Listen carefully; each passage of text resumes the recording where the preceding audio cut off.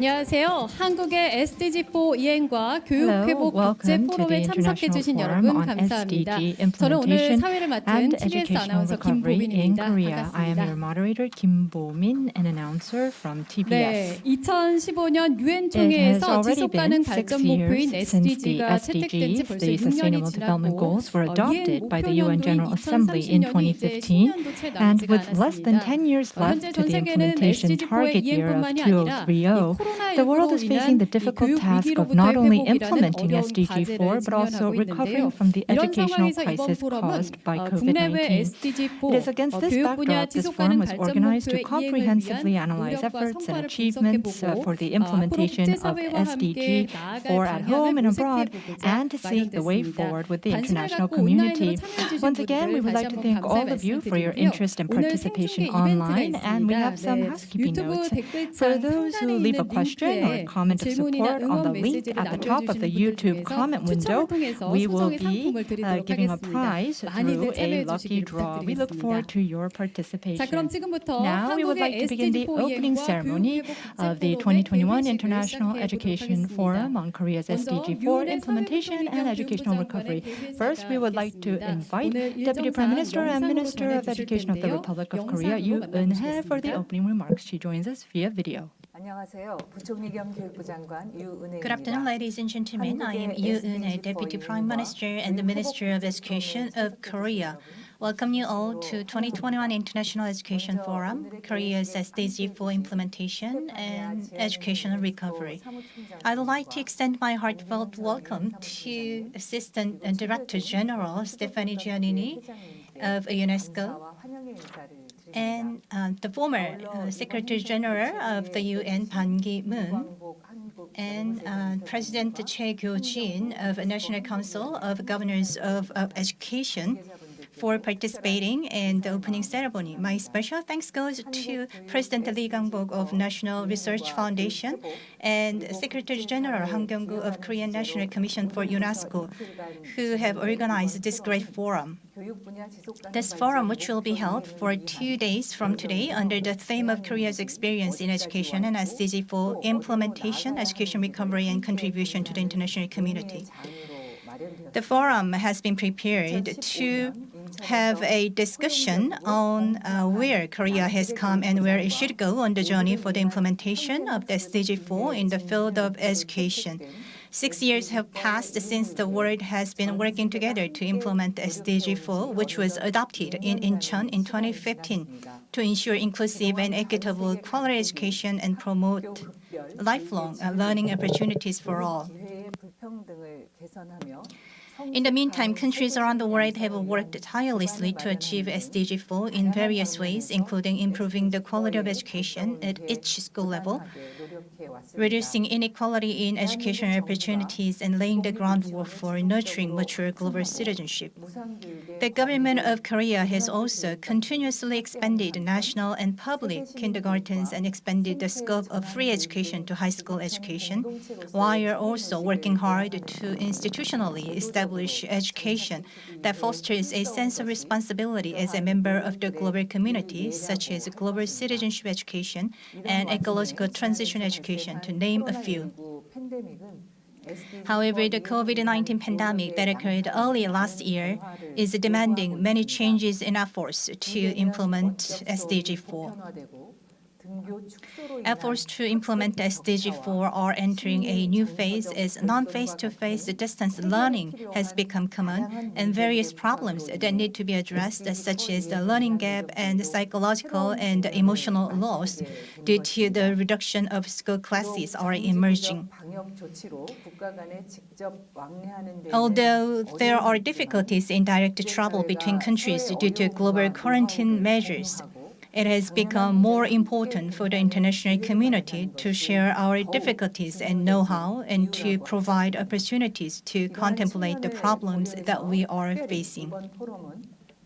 In this context, this year's forum was especially designed by linking and integrating the SDG4 Education 2030 Forum and the Educational ODA Conference, which have been held as separate events for the past several years.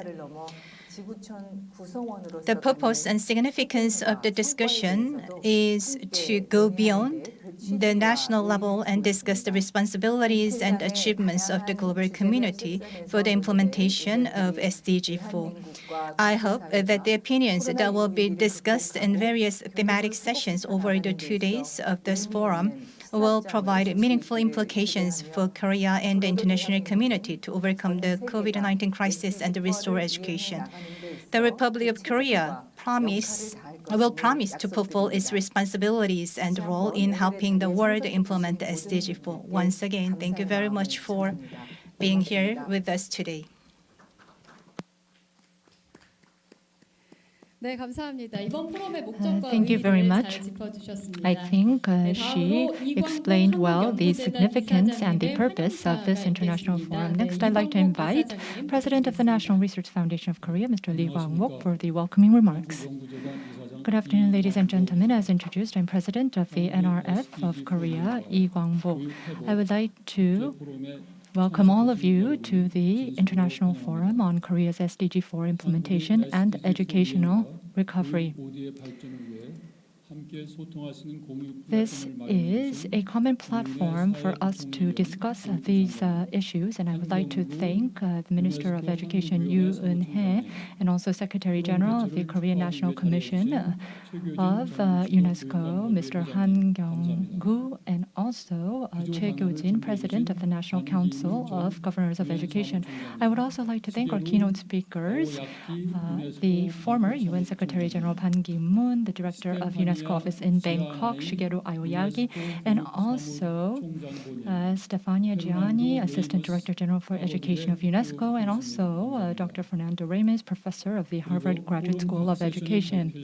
I would also like to thank the presenters and discussants of all these sessions, and I would like to thank the online participants for joining us. The International Education Forum held today will be taking a look at the implementation of SDG4 in Korea, which it has been pursuing in collaboration with other countries. We will also be taking comprehensive stock of our ODA efforts in the education sector.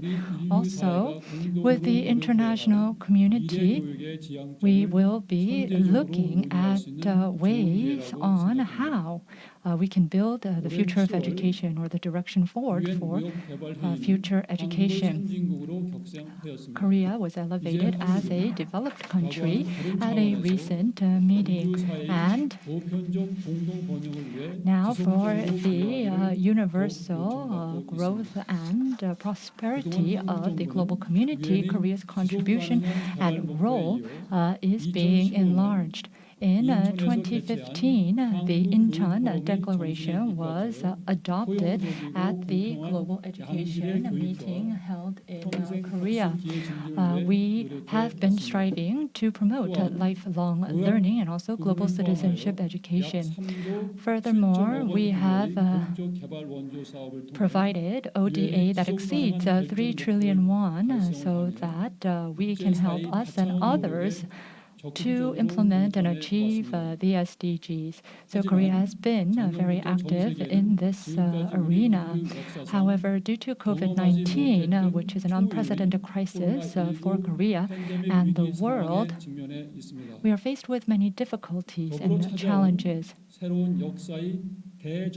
And we are also facing a great transition in civilization and humanity. And against this backdrop, people are asked to be more considerate and more broad-minded.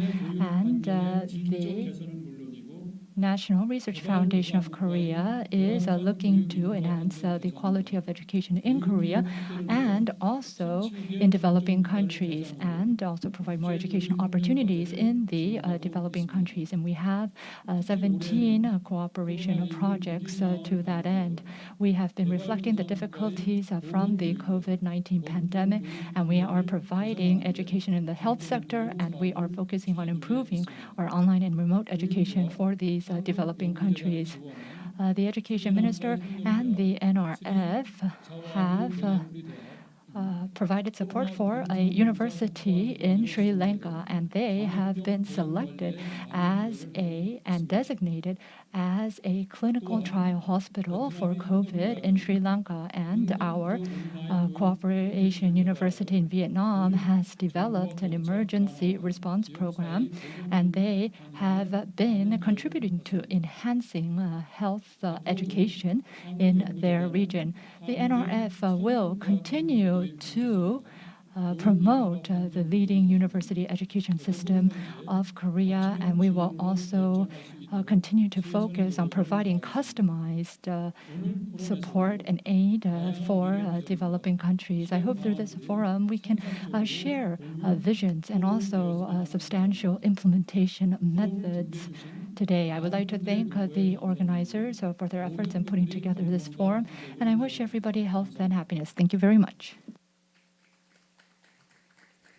네, 감사합니다. 이광복 Thank you very 이사장님 much, 환영 인사를 잘 President Lee, 들었습니다. for your 다음은 heartfelt 프랑스 파리에서 스테파니아 congratulatory 지아니니 remark. 유네스코 교육 Next, we have a 사무총장국에서 congratulatory 영상을 message video set 보내주셨는데요. by 영상으로 Assistant 함께 Secretary General 만나보시겠습니다. of UNESCO, Stefania Giannini from Paris, France. Ministers of Education, dear President of the National Research Foundation of Korea, dear President of the Korean National Council of Governors of Education, dear Mr. Ban Ki-moon, former Secretary General of the UN, and ladies and gentlemen, I'm really honored to be with you today, virtually, of course, on the occasion of the 2021 International Forum on Korea's SDG4 implementation and educational recovery. Well, we gather at a time of both crisis and opportunity, one where political will and solidarity, a new kind of solidarity, are put to the test. Our campus remains the global agenda agreed at the historic World Education Forum held in Incheon in 2015. It set out an ambitious, transformative vision for education, embodied a few months later in SDG4, which are our now common agenda to develop in education. Transformation is more than ever the key to accelerating progress towards the goal, we know. One that is the foundation for realizing the 2030 agenda for people, the planet, and prosperity. Well, the COVID-19 pandemic has disrupted education at an unprecedented scale and increased reliance on technology for learning continuity. Today, over 700 million students are still affected by full or partial school closures in some 60 countries, and it's a lot still. With all the implications this carries for how learning happens and all the consequences about inequalities. This crisis for sure has amplified, exacerbated inequalities and affected the most vulnerable ones and the most marginalized children and youth, with the dramatic consequence to their education, to their well-being, health, and most importantly, to their future. A report we released on Monday with the World Bank and UNICEF warns that this generation of students could face massive losses in lifetime earnings as a result of school closures, as a result of this unprecedented situation. And what do we need now? We need political resolve, financial commitment, and strengthened partnership to prioritize education in the recovery. This is our common mission to develop in the coming months and years. At the Global Education Meeting organized by UNESCO last month here in Paris, the international community endorsed what we call the Paris Declaration. It's an appeal. It's an appeal to protect and increase investment in education. Investment, we know, must be directed to ensuring that all children return to school, or at programs to recover learning losses, and at measures to support and empower teachers. This is a time to harness innovation for inclusion, to steer the digital transformation for the benefit of all learners, especially the most marginalized. This is very much about inclusion being at the very core of the agenda. In this ambition, the Republic of Korea stands as an invaluable partner. Thanks for that. Education has been the engine of its development and the cornerstone of its international assistance and engagement. Your country's support and cooperation has been instrumental in advancing our actions across key fields, such as education for sustainable development and global citizenship, such as technical and vocational education and training, and ICTs for education, just to mention one of the main priorities ran together.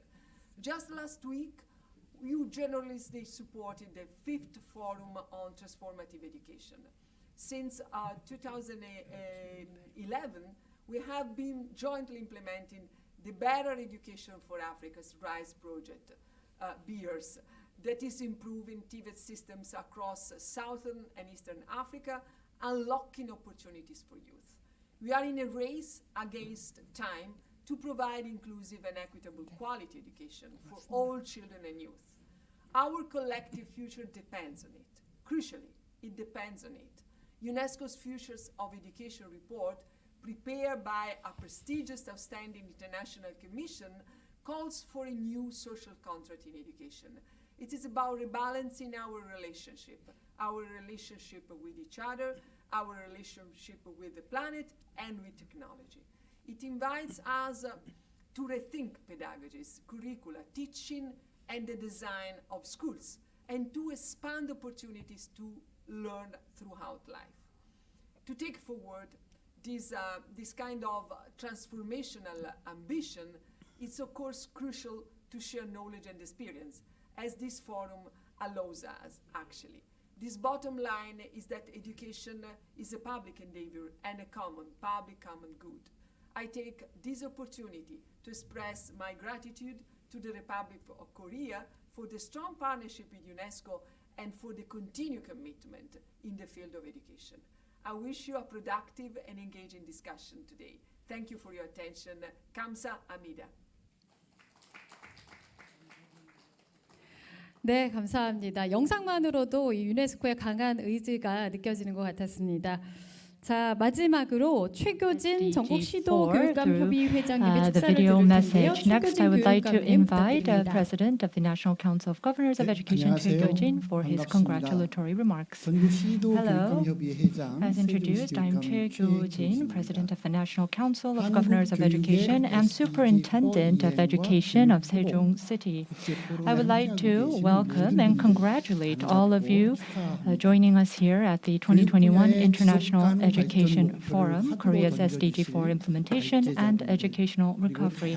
I would like to thank our presenters who will be covering SDGs in the sector of education, and also our panelists who will be showing us specifically how we are trying to implement these goals based on their experience.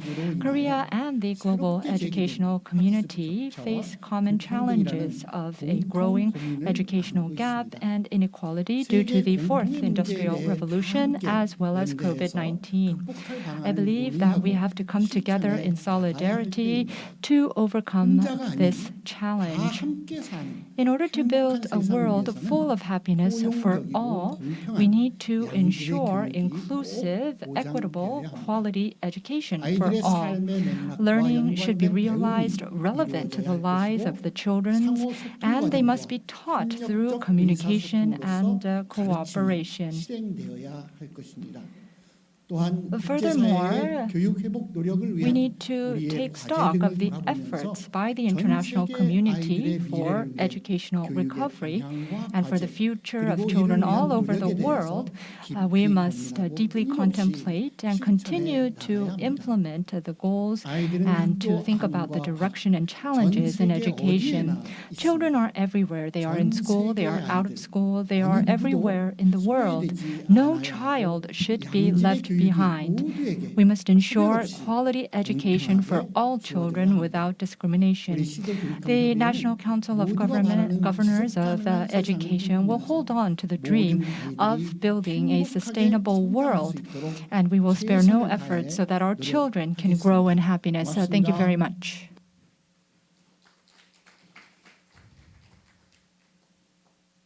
네, 교육감님 말씀 잘 들었습니다. Thank you very much, 오늘 President 바쁜 일정 Choi 중에도 귀한 Kyo-jin. 걸음해주신 분들 I would like to 감사드리고요. take this 이로써 opportunity 개회식을 once again to 마무리하도록 extend my 하겠습니다. appreciation to all of you for 지금부터는 taking 기초 time out of 세션을 your 시작할 busy schedule. 텐데요. This 주제는 concludes the opening SDG4 ceremony 수립 이후 한국 of the 교육의 forum. 발자취 Let us get started 그리고 with the 국제사회에서 keynote 나아갈 session 길로 under 세 분의 the theme 국내외 전문가분들을 the 모셨습니다. progress 먼저 towards 2015년 SDG4 in South SDG Korea 채택 and 당시 the future 유엔 role of 수장으로 education 리더십을 in global 발휘하신 society. We are 반기문 joined by 제8대 three 유엔 experts from home and 총장께서 abroad. 발표를 And let me invite 해주시겠습니다.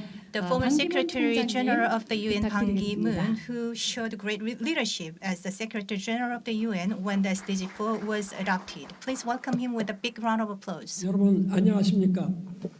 Good afternoon, ladies and gentlemen. SDG4와 한국 교육의 과제에 대해서 기조 연설을 하게 돼서 영광으로 It's a great 생각합니다. honor for me 먼저 to 우리 교육의 방해에 대해서 participate 좋은 in the keynote 말씀을 session of 전해주신 this great 유은혜 forum of 2021 International Education 사회부총리겸 Forum. 교육부 장관님 그리고 이광복 I would like to take 한국연구재단 this 이사장 opportunity to extend my appreciation to Her Excellency Deputy Prime Minister and Minister of Education Yoon-Hae, President Lee Kyung-bok of National Research Foundation of Korea, President Choi Kyo-jin of National Council of Governors of Education, and Secretary General Han Kyung-gu of Korean National Commission for UNESCO. Ladies and gentlemen who are joining us both online and offline. 개최를 진심으로 축하드립니다. First of all, I would like to extend my congratulations on the opening of 2021 International Education Forum, Korea's SDG4 implementation and education recovery, and thank for inviting me to this important event. SDG4 is ensuring inclusive and equitable quality education and promoting lifelong learning opportunities for all. It is about providing inclusive, equitable, and quality education for all men and women. Looking at the educational crisis brought about by the COVID-19 pandemic, we confirm once again that these goals are valid. But now, 20 years of education gains achieved by the global community have been jeopardized by COVID-19. In 2020, about 101 million in grades 1 through 8 fell below minimum reading proficiency levels, and the number stands for 9% of children in the world. You can see just how serious the impact of COVID-19 is. In order to achieve the original SDG target by 2030, we need to redouble our efforts and exertions. Korea has now become a developed country in name and reality. Korea was invited to the G7 meeting in June of this year, as in last year, and President Moon Jae-in participated in the meeting. And in July, the United Nations Conference on Trade and Development raised Korea's status from a developing country to a developed country. In line with this economic power, Korea has made remarkable achievements in the fields of culture, sports, and education. In particular, in the fields of education, Korea continues to move closer to the goal of inclusive and equitable quality education. And I would like to salute the efforts of our educators. For example, the public education expenditure as a percentage of GDP in 2018 was higher than the OECD average. Korea also has very good grades in terms of access and participation in education and output and performance of educational institutions. Korea's enrollment rate for children aged 3 to 5 surpassed the OECD average by a large gap in 2018. The completion rate of higher education among young people between 25 and 34 years old is also 69.8%, the second highest among OECD countries. However, there still is a lot of work to do for our education and community. Regarding SDG4, I would like to say a few things about this today. While I was serving as the Secretary General of the UN for 10 years, I spent a lot of time and efforts in promoting the global education system. That's why I want to say a few things about the education today.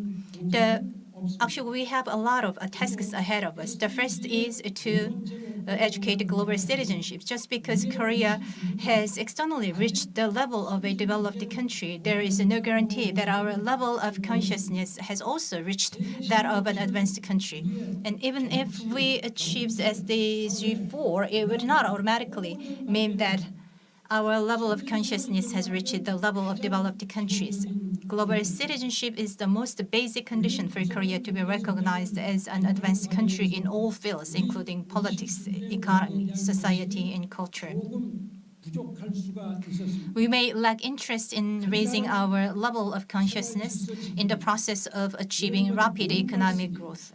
The keeping a simple order required for our day-to-day lives, using kind words, and having respect for others make us beautiful people. From now on, in order to raise global citizenship, we need to further foster inclusiveness and fairness. It requires an inclusive, tolerant attitude and empathy to listen to others and to solve problems together. Such attitude and mindset will heal the vision of our society and bring unity to it. In addition, we will be able to have a heart to sympathize with the difficulties of our neighbors, and also we can have compassion for the people around us. We have great passions, we have great enthusiasms. So the compassion and the passion should go side by side. We also need to have an attitude to develop together while understanding and sympathizing with countries that are in a more difficult situation than ours, going beyond serving only for our country. Such is the attitude that can achieve sustainable development and become the basis for overcoming the climate crisis. That's what I firmly believe.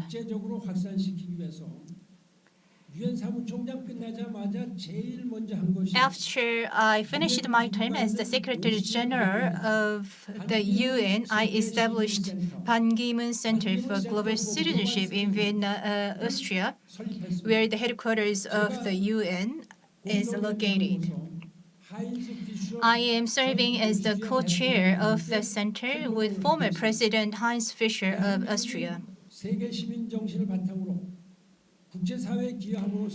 The Republic of Korea should become a respected country by contributing to the international community based on global citizenship. And I hope that all of you in the educational community will pay attention to this goal and make efforts for global citizenship education. Second, we must work hard to resolve the polarization in education.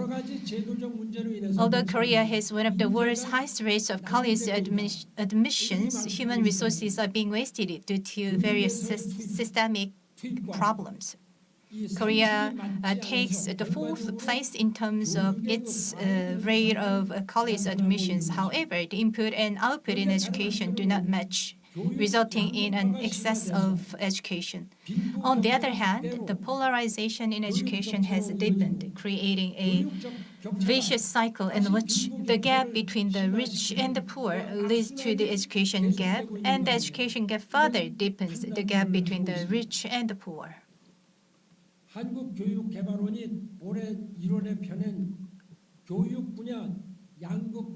The Korean Educational Development Institute published analysis of polarization trends in education in January of this year.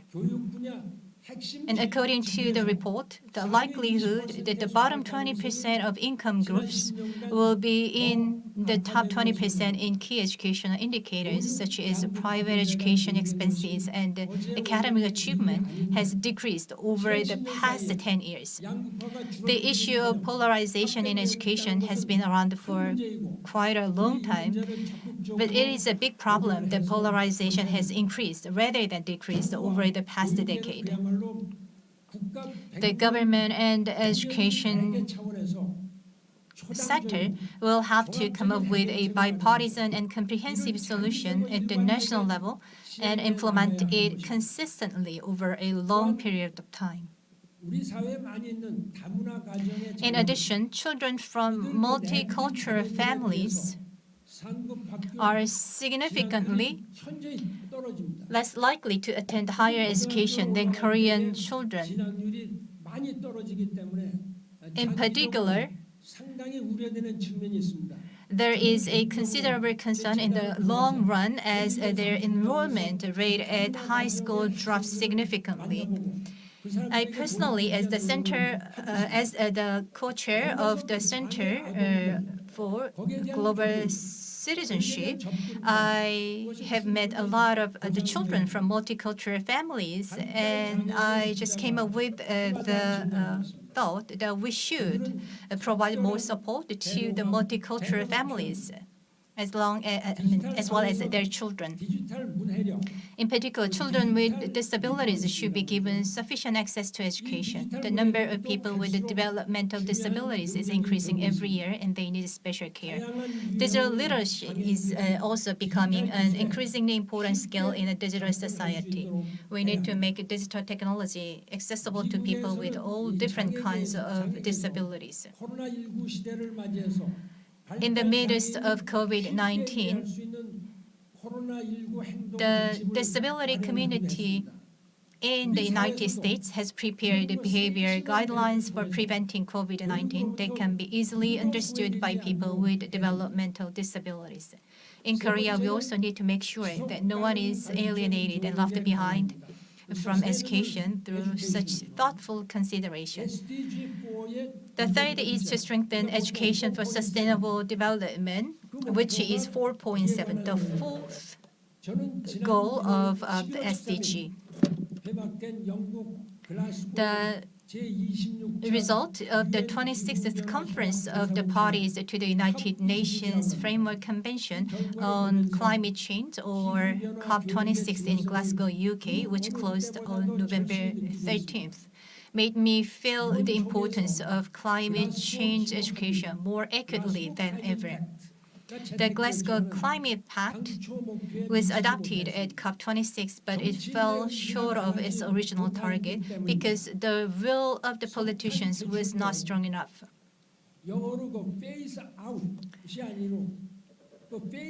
And also, a backward agreement was adopted for the phase out of coal. I just call it phase down of coal rather than phase out of coal. And the 2050 carbon neutrality target was also agreed in vague terms of the middle of this century. By and around the middle of the century, the global carbon neutrality 2050 will be achieved. That's the praise that was agreed and adopted in COP26. The carbon neutrality is an urgent matter of life and death, particularly for the small island countries such as Fiji in Oceania and Bermuda in the Atlantic, and the island countries in the Caribbean Sea.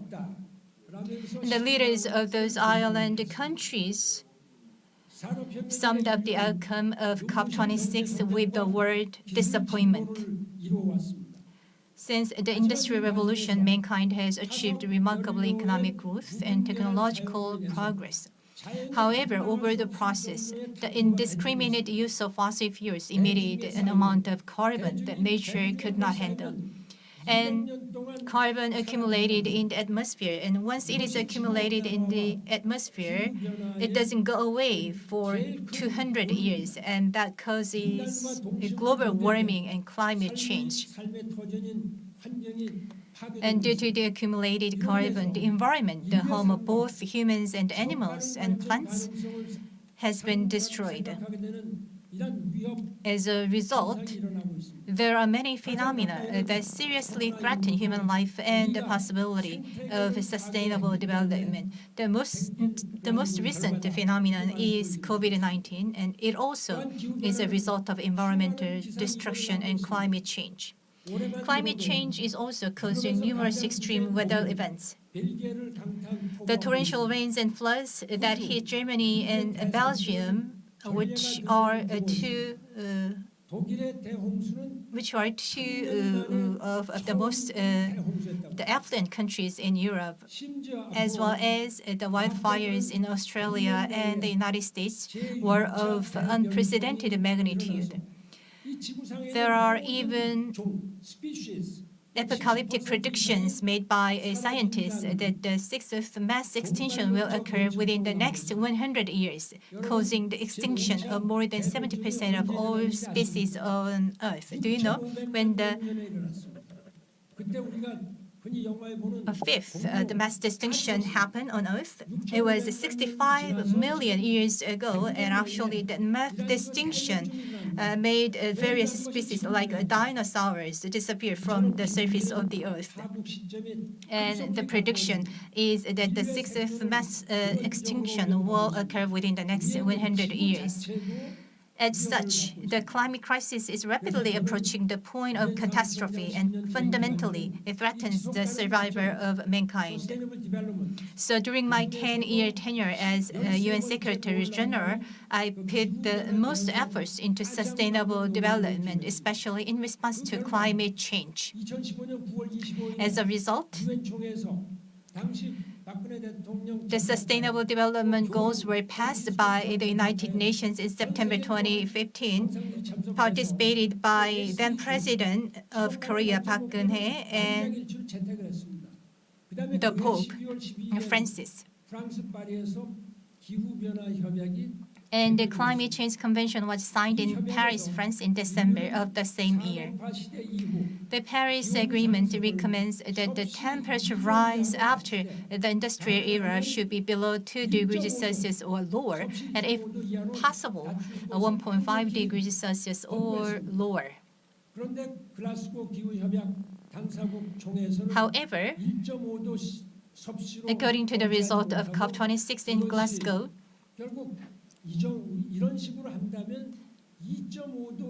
the global community failed to keep the temperature below 1.5 degrees Celsius. And as a result, it is predicted that the global temperature will rise to 2.4 degrees. If it happens, then the sea level will rise from 60 centimeters to 3 meters in the near future. If we do not act now, the survival of mankind will be greatly threatened. The key is to drastically cut down carbon emission. There is no other way. There should be 7% of carbon reduction made around the world, and last year we succeeded in reducing the carbon emission by 7%. It's not because we did well, but because of the economic recession caused by the COVID-19 pandemic. And in order to meet the target, it requires the determination of political leaders, the forward-looking attitude of companies, and the rapid development of carbon-neutral technology. However, the most important thing is the active participation of ordinary citizens and students. We can turn off one light and we can save one drop of tap water or the water that we use in our daily lives. We need to nurture people with a strong will to make Korea greener and the earth greener through education. So I personally visited Minister Eun-Hae of Education of Korea to deliver this message, and also I also urged the National Council of Governors of Education and made 17 the governors to let them know the need of the education in the field of environment. So the education in the field of climate change and sustainable development is essential for our survival. So if the current leaders of each country cannot do it, then the next leaders should be able to do it. And therefore, it is very important to educate the general public and students about climate change and sustainable development. The fourth is the expansion of the ODA for education. As the saying goes, that we can build a country through education. Korea is a country of education. It succeeded in rapid economic development thanks to high education level. When the Republic of Korea was established in 1948, it was such a poor country. However, even then, Korea implemented a 6-year compulsory elementary school education system and invested more than 10% of the government budget every year in education to encourage children to study. The insufficient budget was supported by UNESCO, and one of those beneficiaries is me. When I was a student, elementary school student, we did not have sufficient textbooks. So I studied with the textbooks made with the aid of UNESCO. And the last page of our textbook had a mark said that the textbook was made thanks to the aid of UNESCO and the National Foundation of Education. The child who studied like that, who studied with textbooks made with the aid of UNESCO, later became the Secretary General of the UN. We must educate future generations so that they can have hopes and dreams. And now it's time for Korea to return the help it received from the international community in the past. It also is a demonstration of the global citizenship of tolerance, consideration, and empathy. However, Korea's contribution to the international community is not meeting the expectations of the global community. A representative indicator of a country's international contribution is its contribution to the United Nations. When the Millennium Development Plans or the goals were launched in 2000, OECD countries, a group of advanced countries, resolved to gradually increase their contribution from 2001 to reach 0.7% of GDP by 2015. It was a resolution adopted when the MDG or the Millennium Development Goal was launched. Although only some OECD countries achieved the goal of 0.7%, but the OECD average reaches 0.35, which is the half of the original goal. So when I was serving as the UN Secretary General, I just prolonged the deadline of the goal of meeting 0.7% of GDP for the ODA to 2030. Korea is a developed country not only in its name but also in reality, and also it was reclassified as a developed economy by UNCTAD. However, for the first time since Korea joined the OECD, its contribution to UN increased to 0.2% in the previous government and then fell back to 0.15% in the current government. Although our country's economic power is often proudly demonstrated internationally, our contribution falls far short of the level that the international community expects of us. Among 37 OECD countries, Korea belongs to the lower half countries in terms of its contribution to the UN. For example, in 2009, while I was serving as UN Secretary General, the world faced a food crisis.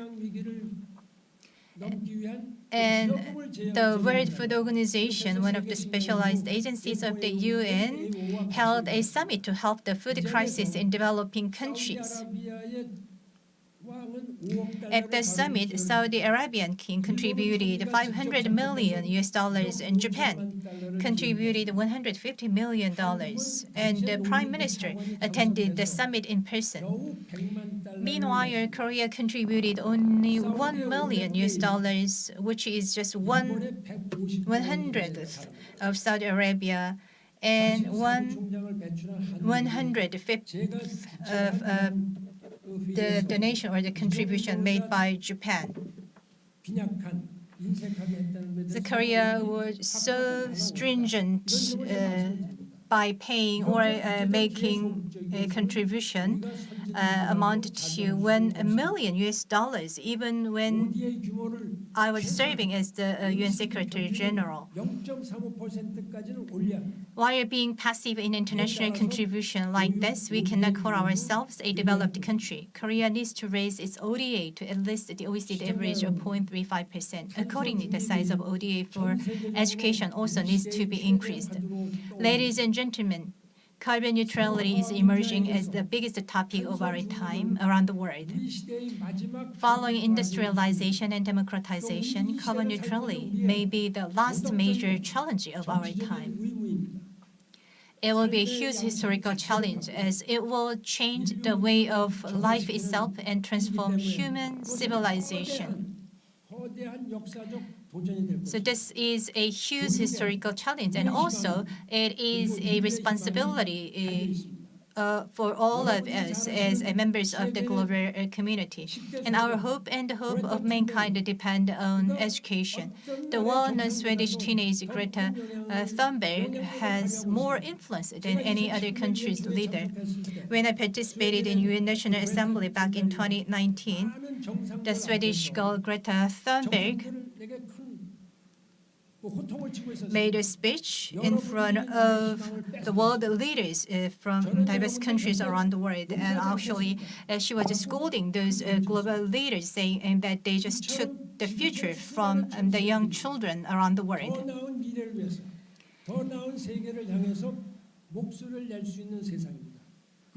Actually, we are living in the era in which thousands of young people around the world can raise their voices toward a better world, and that just is the power of education.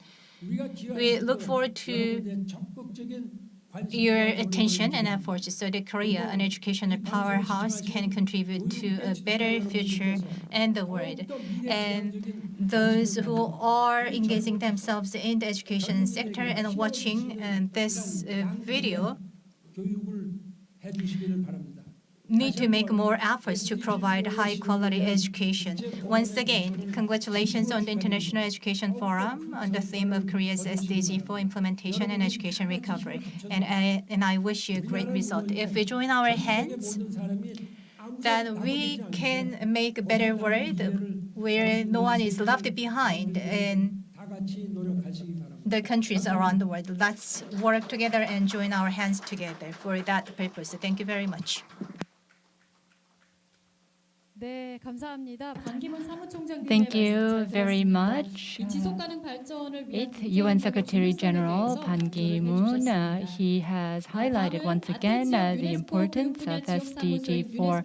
Next, we would like to invite the director of the UNESCO office in Bangkok, Shigeru AOYAGI, who will be joining us online. I think we are ready to meet the director. The floor is yours. 안녕하세요. Good afternoon. It is my pleasure to be with you today.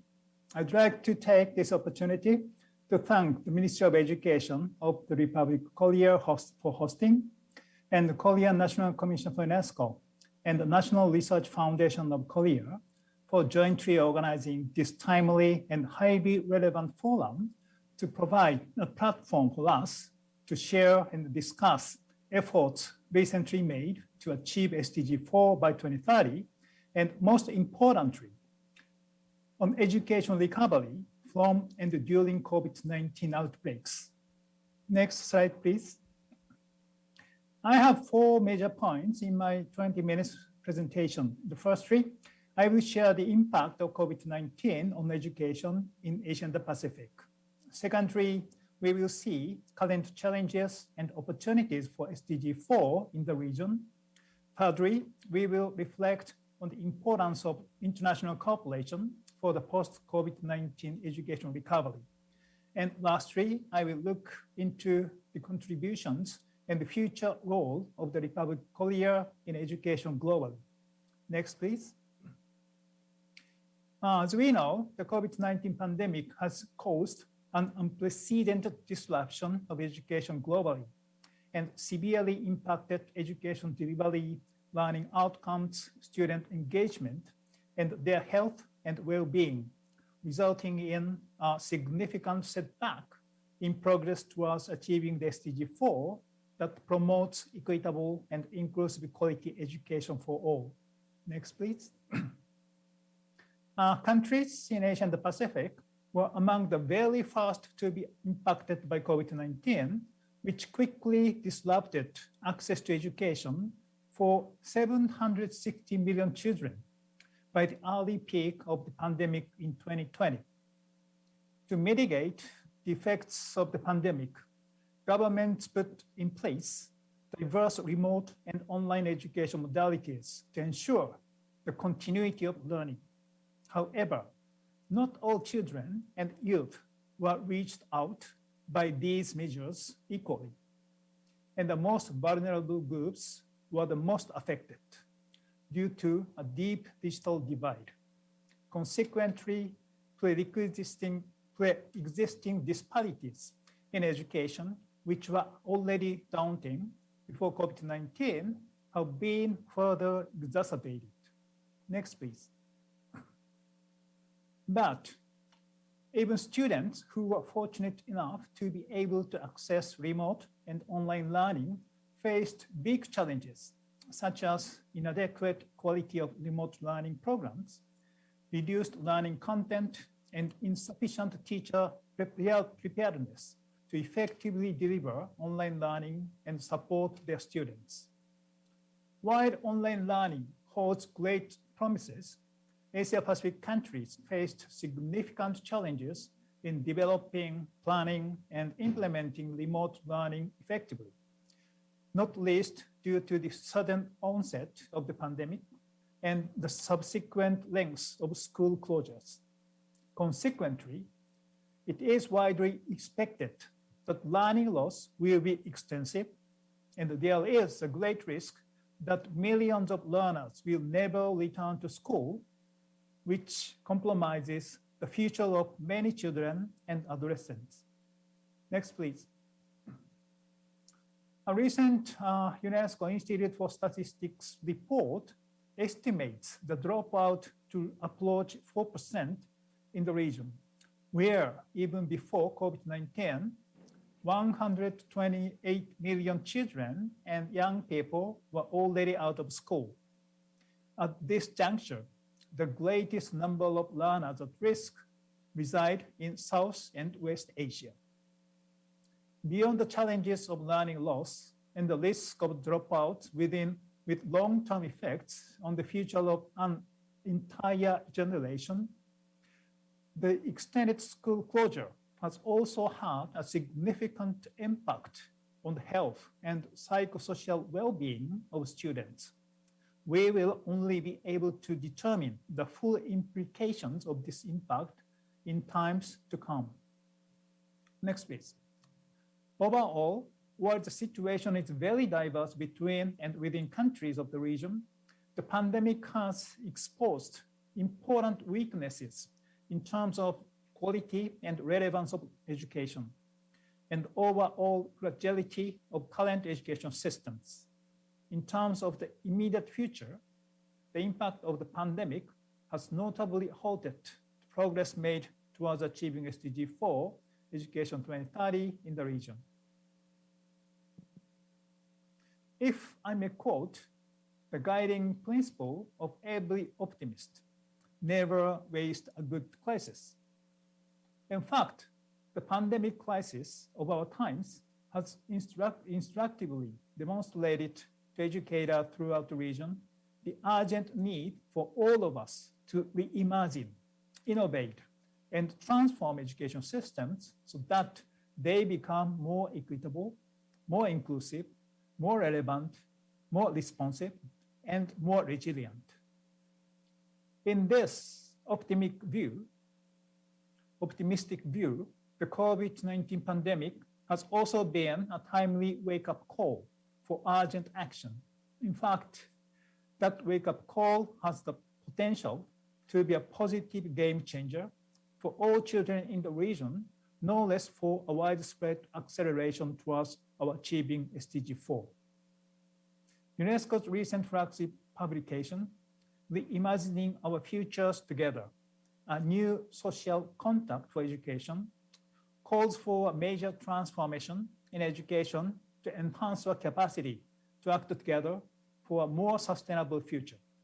The report is a call for global solidarity and international cooperation, and the international community has a key role to play in helping states and non-state stakeholders, state actors, to align around the shared purposes, norms, and standards for realizing together a new social contract for education. Next, please.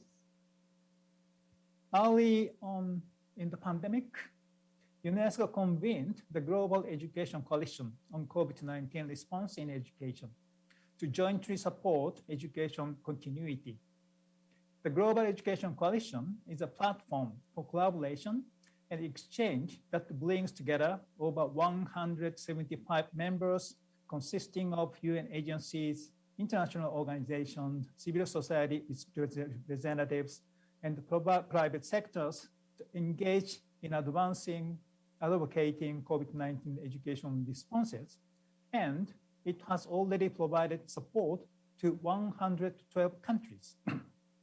The Global Education Coalition has highlighted the centrality of cooperation, coordination, exchange of knowledge and know-how in ensuring learning continuity and in achieving our shared mission to get education back on track and ensure learning. In the face of a common challenge, the pandemic has more than ever emphasized our interconnectedness. Strengthening international cooperation is key to dealing with existing and new emerging global challenges ahead and in forging a truly inclusive recovery. Next, please. We must support multilateral efforts to speed up post-COVID education recovery, and the international community must come together to take action on the following. 1, ensure learning continuity and learning loss recovery. 2, protect public education financing and increase ODA. 3, prioritize and support the teaching profession. 4, remove barriers to connectivity and scale up digital learning solutions. Allow me to comment on the importance of ensuring the health and well-being of learners, much of which has been already compromised by the pandemic. We have seen very real and potential harms that extended school closures have on learners' education, health, and general well-being. Such harms are being especially felt by the most vulnerable students. Efforts at ensuring learning continuity and recovering lost learning must therefore go hand in hand with investments in the health and well-being of students, the pedagogical support of teachers, and the related support of other members of the school community. The pandemic has brought into sharp focus on the need for revitalizing comprehensive school health and nutrition programs, and creating the conditions and learning environments for children not only learn, but to lead healthy lives and form healthy interpersonal relationships. Only a month ago, UNESCO was delighted to reaffirm its support alongside sister UN agencies to a call to action emerging from an October 2021 meeting where health and education ministers from 10 countries in the Southeast Asian region committed to enhancing national effort for holistic system approach to health promoting schools. This is an initiative that we would welcome taking root across the entire Asia Pacific region. As the new normal of education and learning will take place in both physical and virtual learning spaces, so too must our efforts increase to create safe and effective learning environments wherever these may be. Next slide, please. Yes, the deep 2020 economic recession due to the pandemic and highly uncertain economic recovery prospects for 2021 and 2022 will have long-term consequences for regional economies and education. As a case in point, there is already a risk of regional governments reducing their budgets for public education. Even before the pandemic, Asia Pacific countries faced a huge challenge in providing adequate financing for education. Although the Education 2030 framework calls for governments of member states to commit at least 4% to 6% of GDP to education, and or at least 15 to 20% of public expenditure to education. 1 in 4 countries do not currently meet both these targets. Not only has the COVID-19 pandemic exacerbated education funding gaps, in addition, there is now an increased needs for education investment. The consequences of the pandemic have been particularly hard in low and lower middle income countries, where the gap to achieve SDG4 from now until 2030 has reached about 148 billion annually. It could now increase further, perhaps by up to 1/3. Like in any recovery process, education recovery post-COVID-19 requires considerable financial resources. Alongside health, social, and economic recovery initiatives, the international community needs to come together to advocate for the protection of public education budgets, as well as for the increasing of ODA for education. As aid to education is estimated to decline by up to 2 billion in 2022, there is even more urgency in mobilizing for an increase in domestic financing for education all across the region. In the context of COVID-19 education recovery, we must strengthen our dialogue with ministries of finance and across sectors. We must firmly advocate for protecting and increasing public investment in education as one of the key strategies for a smart, sustainable recovery and collectively scale up targeted assistance for education. Next, please. From the outset of the pandemic, teachers and educators around the world were tasked with ensuring the continuity of learning through distance education. This sudden shift caught many teachers unprepared, even in contexts with adequate digital infrastructures where some were lacking the skills needed to facilitate quality distance learning.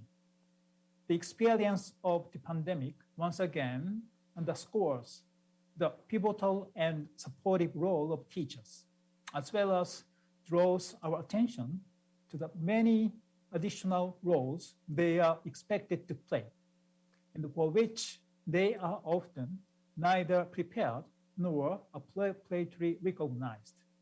Therefore, one of the key actions for education recovery and the transformation of governments and the development partners alike must focus on teacher training, professionalization, and adequate support and recognition. International cooperation can play a key role in ensuring that countries have a well-prepared, motivated, qualified, and empowered teaching workforce. Next, please. A distance and digital learning has been crucial to ensuring the continuity of learning during the pandemic. The potential of distance education and digital solutions for increasing the quality of learning has been demonstrated. However, more work is required if we are to fully harness this potential. At the same time, the provision of inclusive quality distance and online education for all has proven to be challenging, and distance learning cannot simply replace in-person schooling. A key takeaway is that technology-enabled education must be strengthened and mainstreamed into education systems. Similarly, technologies must be leveraged to enhance teaching learning processes as a complement to in-person learning. The disruptions further brought by the pandemic have further exacerbated the digital divide and inequalities within and across the region. Together, we must proactively address the equity gaps that were further widened, as many learners lacked access to infrastructure and resources, and we must ensure that learning technologies will be applied towards reducing inequalities. More investment in digital infrastructure is needed in order to ensure connectivity for all. This goes hand in hand with the provision of devices, accessible digital platforms, and quality digital learning programs. Special efforts must be made to reach the most vulnerable. Most importantly, we must ensure that teachers are adequately trained and supported in the delivery of digital and hybrid programs. We must also not forget that low-tech and no-tech resources and approaches are equally important in providing many learners with quality education. Next, please. I'd like to commend the government of the Republic of Korea for their work and commitment to the development of education and to realizing the vision declared in the Incheon Declaration, both nationally and internationally.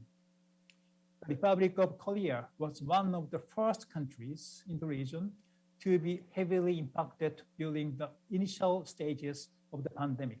And yet, the government was able to quickly flatten the curve through its coordinated response efforts. The government's multiple responses to the crisis by expanding public infrastructure, supporting teachers, capacity building, and revising online education systems to ensure access to and participation in learning, all the while safeguarding learners and teachers' health is especially commendable. It is hardly an exaggeration to say that the international community has a lot to learn from the Republic of Korea in regards to both its immediate education responses to the pandemic at national level and its notable ODA contribution to both bilateral and multilateral organizations. Next, please. In stepping up the Republic of Korea's role in education globally, we see a number of promising areas for cooperation in education that can be built upon. First, as an already important actor in South-South cooperation, the Republic of Korea can share good practices and foster policy dialogue and information exchanges on respective education development programs intended to narrow the gap in offline and online access. The Republic of Korea can also continue to showcase its exemplary work on global citizenship education, as rightly mentioned by our former Secretary General, Mr. Ban Ki-moon, and also digital Tibet and ICT in education, which have become crucial elements in building back better. In addition, the Republic of Korea is exemplary in prioritizing and protecting education financing during the pandemic. According to the Republic of Korea's 2022 budget proposal, education remains the second highest government expenditure. In this context, the Republic of Korea could lead as an example in investing in and supporting the post-pandemic education recovery as it moves towards an increasingly digital and green education system. Next, please. By the same token, the Republic of Korea can showcase its continued significant aid contribution to education, both in the region and globally, thus highlighting education's central role in both the overall recovery from the crisis and in ensuring long-term education development. Next one. It's gonna be the last slide. In closing, I'd like to reiterate the critical importance of international cooperation and solidarity on this issue. This implies the mutual sustainment of a sense of shared responsibility and accountability, as well as improved coordination to generate common solutions to meet both regional and global challenges. Now more than ever, we all must place education at the forefront of our attention, and it must ultimately be our top priority. Together, I truly believe that we can transform our education systems to build back better and ensure that they are inclusive, equitable, and perpetually relevant. I thank you very much for your attention.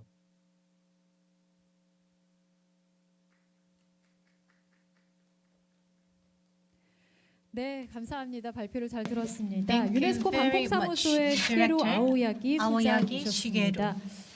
기조 세션의 마지막 순서로 The last 페르난도 speaker 레이머스 for our 하버드 keynote 대학교 session 코드대단 is 국제교육 실천학 교수께서 Professor 코로나19 이후 Fernando SDG4 Reimers, 증진을 주제로 for the 발표를 Foundation 해주시겠습니다. Professor of 지금 the Harvard 한국과 미국의 Graduate School 시차로 인해서 of Education, 영상으로 who will deliver 송출되는 a 점 양해 presentation on the theme 부탁드리고요. of advancing 영상 SDG4 함께 after 보시겠습니다. COVID-19. Due to the time difference between Korea and the US, he sent his presentation in the form of video and I am the clip. Ford Foundation Professor of International Education at the Harvard Graduate School of Education. I've also served as a member in UNESCO's International Commission on the Futures of Education, which just released a report, Reimagining Our Futures Together, a new social contract for education. And it is my absolute pleasure to participate in this International Education Forum, Korea's SDG4 Implementation and Educational Recovery, organized by Korea's UNESCO delegation.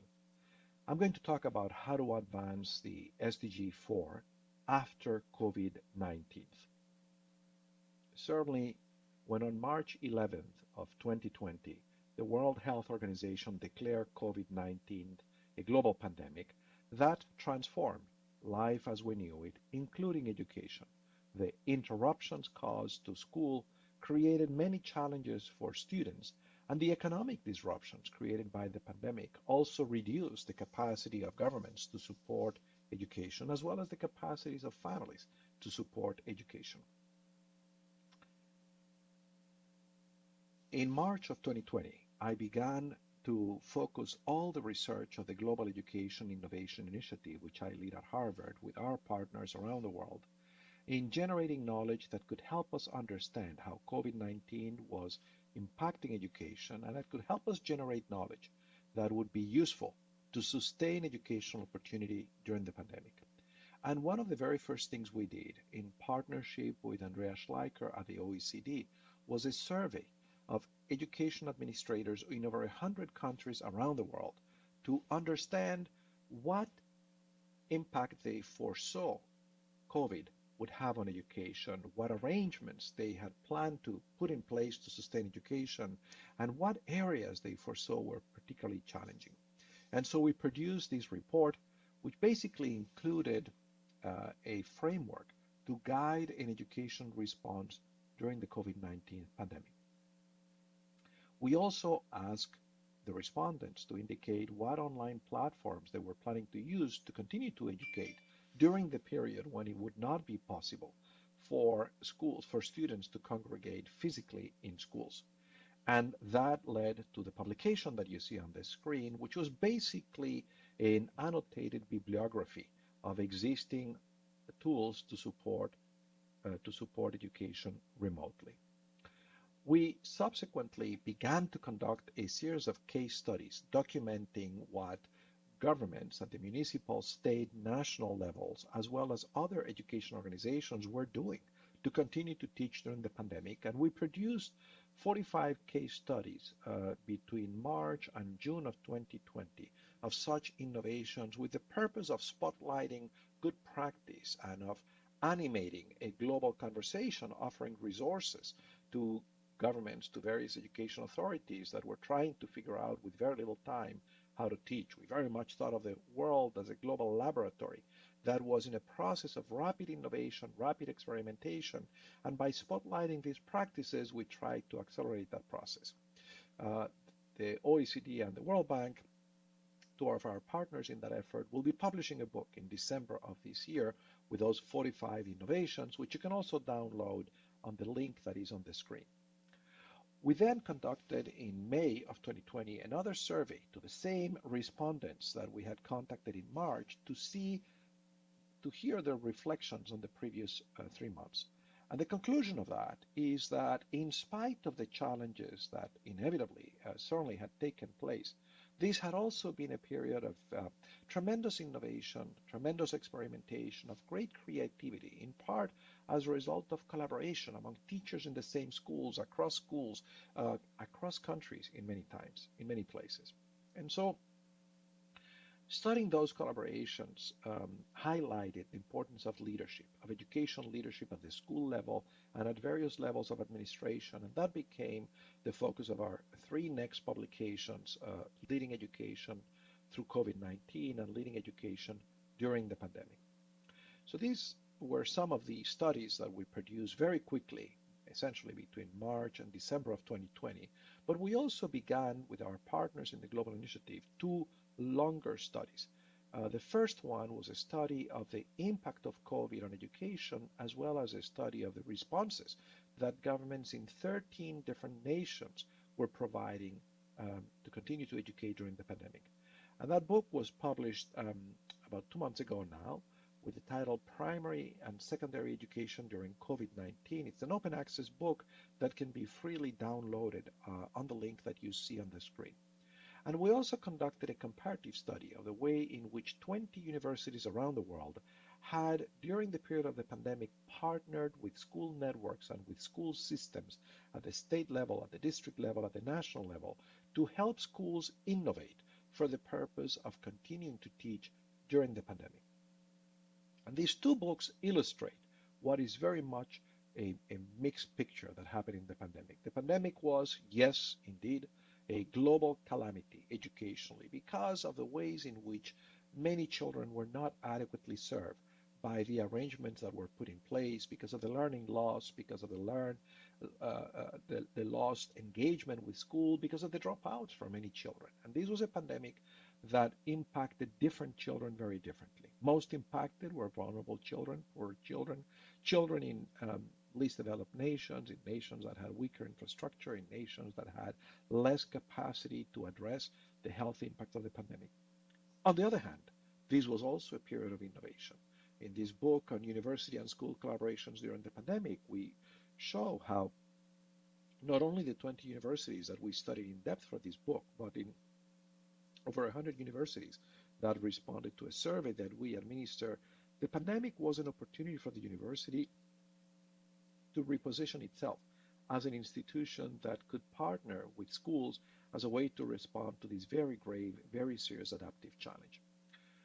At the request of the International Academy of Education and of UNESCO, I synthesized some of this research with a framework designed to help education leaders build back better, to help education leaders respond to this pandemic and use this pandemic as an opportunity to, in effect, build an education renaissance. And this publication, which is available in 10 different languages, including in Korean, and which can be downloaded on the link available here, essentially says that inadequate response to the pandemic requires much more than trying to restore the conditions previous to the pandemic, and instead should do three things at the same time.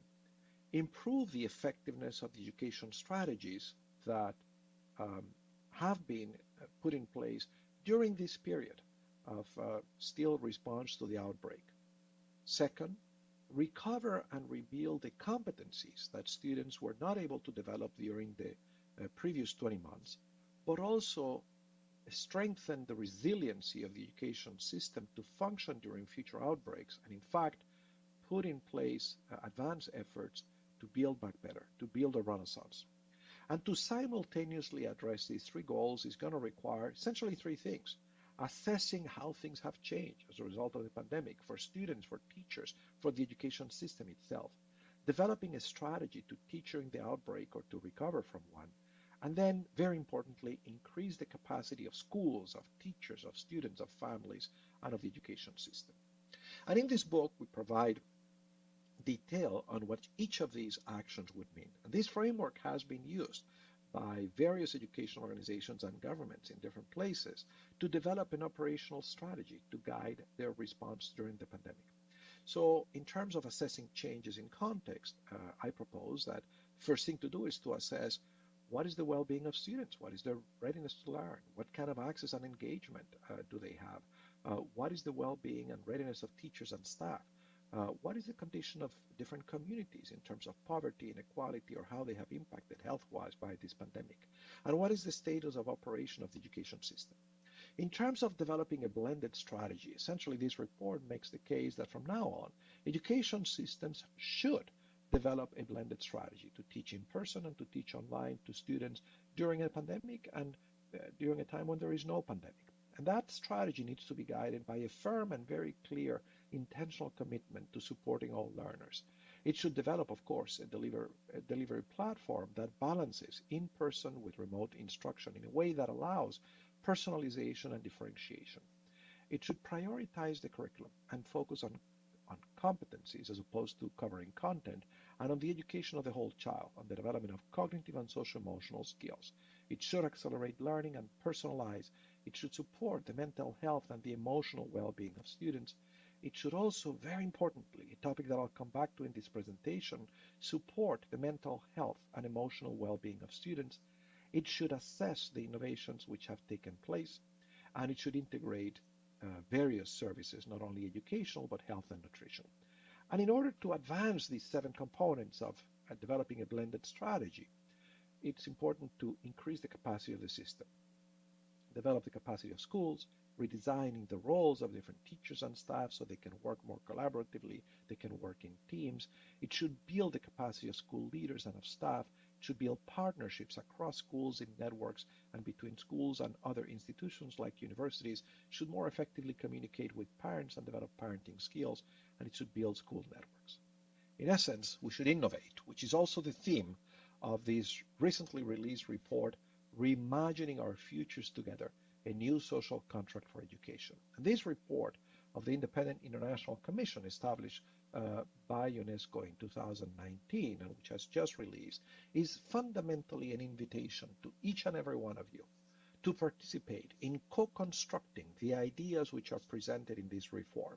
This report, unlike the 2 previous reports on the futures of education, the report published in 1972, Learning to Be, and the report published in 1996, Learning the Treasure Within, which were very much addressed to governments in the expectation that change happens when governments decide that it should happen and put in place a series of mechanisms and processes and measures to make change happen.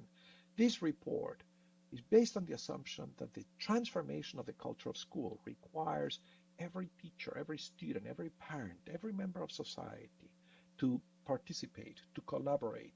And this collaboration begins with a conversation around how do we make our schools more relevant to prepare our students to participate civically, socially, economically. And the report basically, in addition to being this invitation to each and every one of you to participate in this dialogue, to innovate, focuses attention on 5 key topics.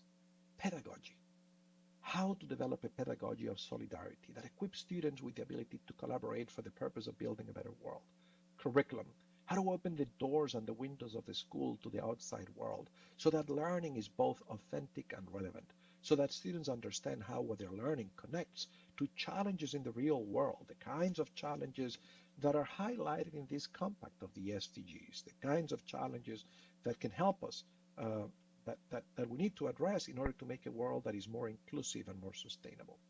Third component of this document produced by the International Commission is the need to rethink the school, to reimagine the organization of school. Fourth component is the teaching profession, how to develop, how to support a teaching profession that is really up to the task of preparing students to bring about this world. And final component is about building the larger ecosystem that provides opportunities for continuous learning.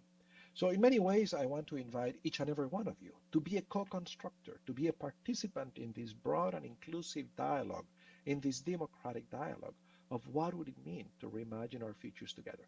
And this dialogue should begin where each of you is, where each of us is at the moment, in our schools, in our workplaces, in our universities, with our colleagues, reading this document and discussing how do we make change happen.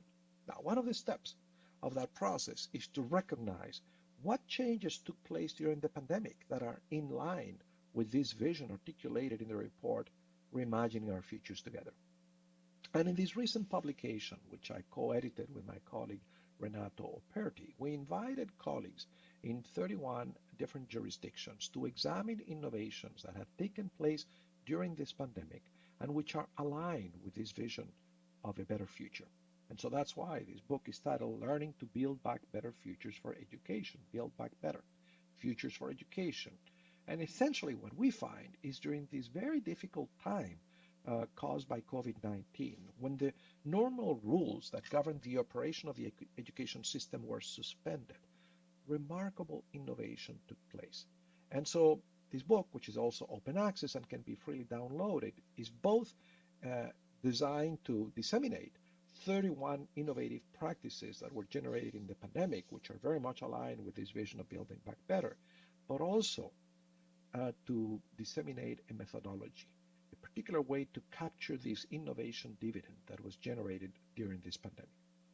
And I want then to talk about these goals, which are as relevant, the Agenda 2030, today as they were before, perhaps even more relevant given the disruptions caused by the pandemic, and in particular Target 4.7, which calls for an education that equips students with an understanding that nothing human should be foreign to them, with an understanding that they are stewards of a better planet, with an understanding and with the agency to both understand, care about, and have the skills to participate in building a world without poverty, without hunger, with good health and well-being for all, with good quality education for all.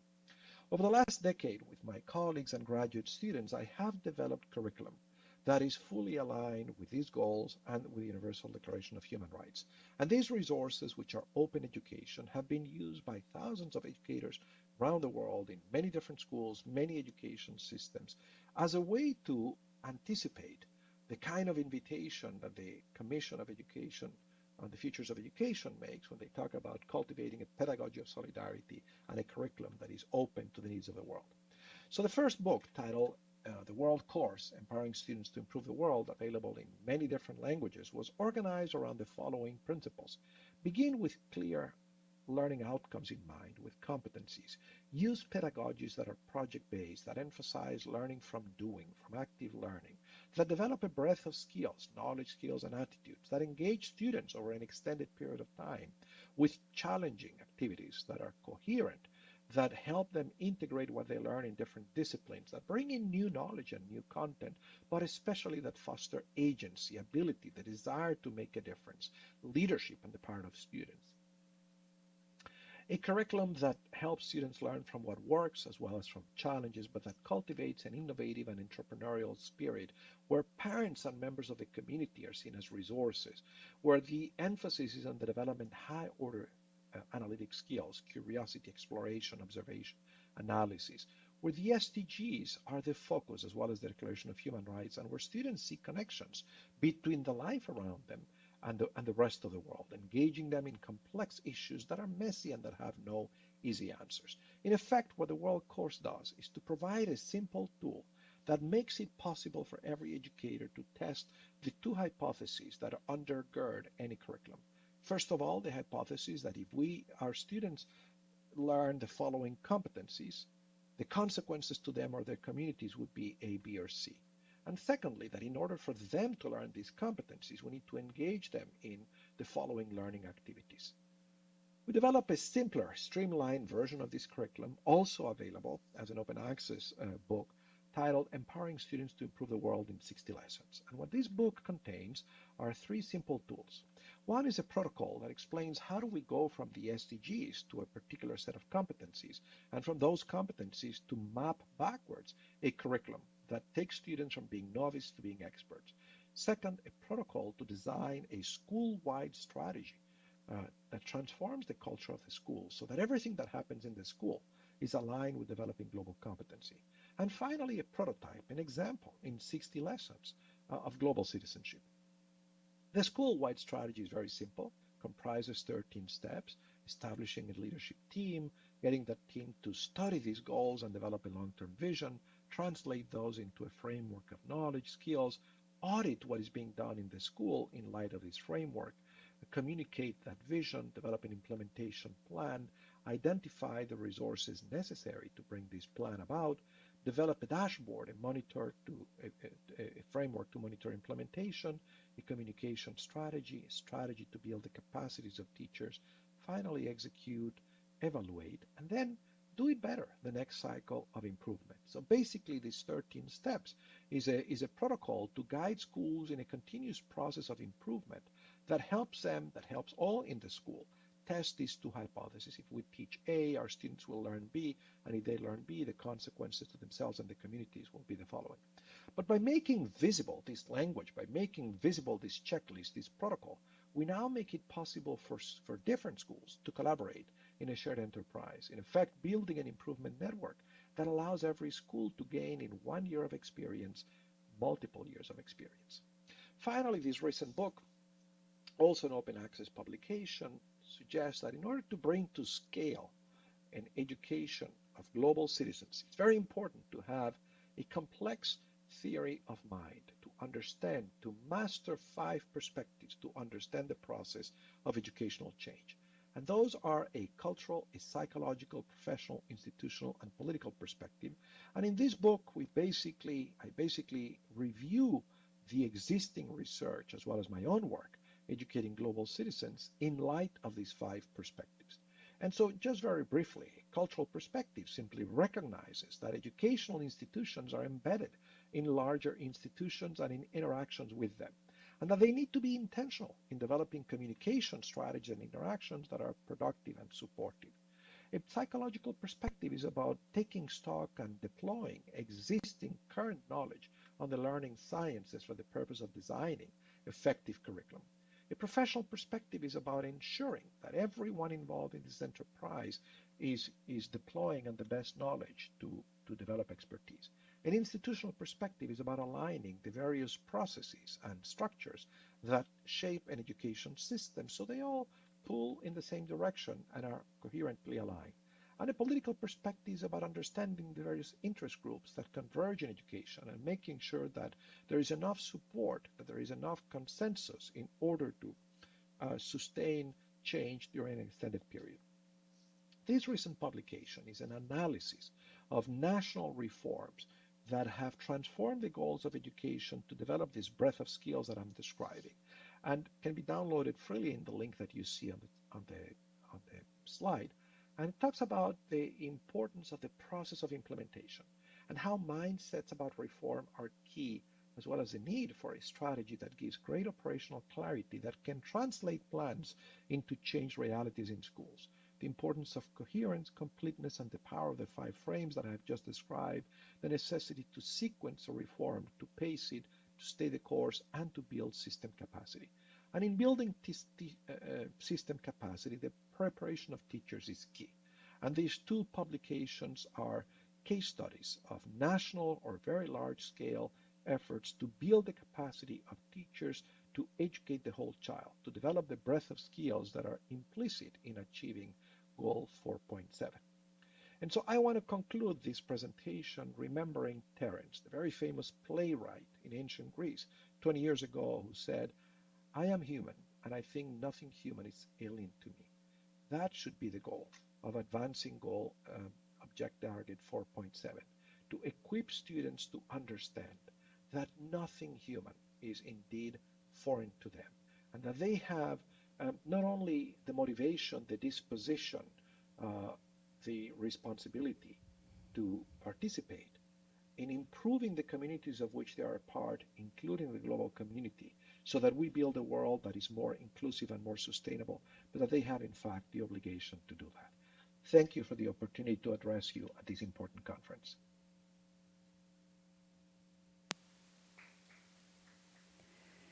네, 감사합니다. 말씀 잘 Thank you very 들었습니다. much. Thank you very 이로써 much for 기조 세션이 that 다 마무리가 presentation. We will 됐습니다. now 좋은 conclude 말씀을 the 해주신 세 분께 keynote 다시 session. I 한번 would 감사의 like to 말씀 thank our 3 드리겠습니다. keynote speakers 자, 그럼 once again. 지금부터 4시 We will now 45분까지 약 break 9분 정도 until 되겠네요. 휴식 시간을 갖도록 4:45. So 하겠습니다. that would 휴식 be 시간 동안 a 편안하게 roughly 저희가 준비한 5-minute 영상을 break. 좀 We 감상하시면 have prepared a 감사하겠습니다. video for 휴식 시간 you to 후에는 enjoy 세션 during the A가 break. 이어지는데 After the 또 break, 많은 we will 관심과 참여를 resume with the 부탁드리고요. session A. We 4시 look forward to your 45분에 뵙도록 participation. 하겠습니다. We will 그럼 see you 영상 back here 보시겠습니다. at 4:45.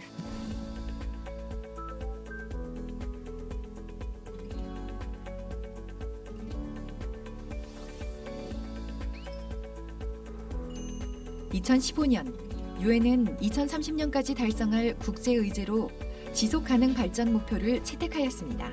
지속 가능 발전 목표는 인간, 지구, 번영, 평화, 파트너십이라는 5개 영역에서 인류의 공동 과제를 17개 목표와 169개 세부 목표로 제시하며 누구도 소외되지 않는 것을 강조하고 있습니다.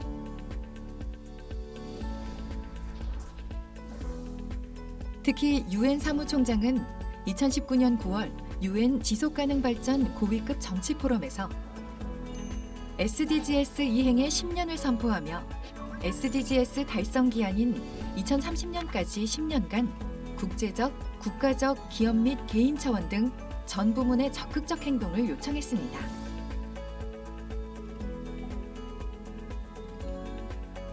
Requested by our political declaration, I'm issuing a global call for a decade of action to deliver the Sustainable Development Goals by 2030. SDGs 중 교육과 관련된 목표는 4번 양질의 교육입니다. 교육은 빈곤 퇴치부터 성평등, 양질의 일자리와 경제성장, 기후변화 대응 등 SDGs의 다양한 목표와 긴밀히 연결되어 있습니다.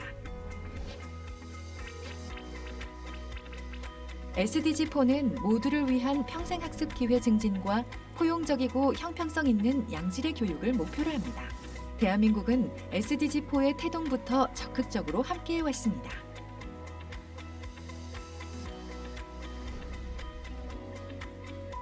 (2015년 5월에는) 인천에서 세계 교육 포럼을 개최하며 전 세계 교육 이해관계자들과 함께 2030년까지 달성할 교육 의제에 대해 논의하였습니다.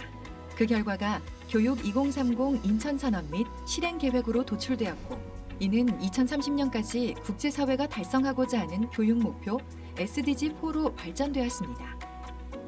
대한민국은 SDG4 이행을 위해 어떠한 노력을 기울이고 있을까요?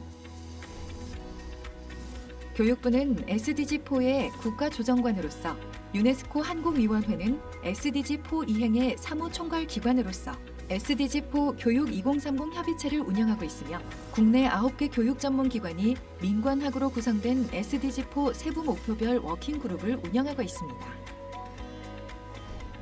이를 통해 교육 2030 국내 이행 현황을 점검하고 정보 공유 및 관련 기관 간 협력을 촉진합니다. 또한 SDG4 교육 2030 운영위원회, 아태지역 교육 2030 회의, SDG4 지표 전문가 회의 등 교육 2030 관련 주요 국제회의 참가 및 의제 분석, 전문가 국제회의 참가 지원을 통해 교육 2030 목표 달성을 위한 지역 및 국제사회와의 협력을 도모합니다.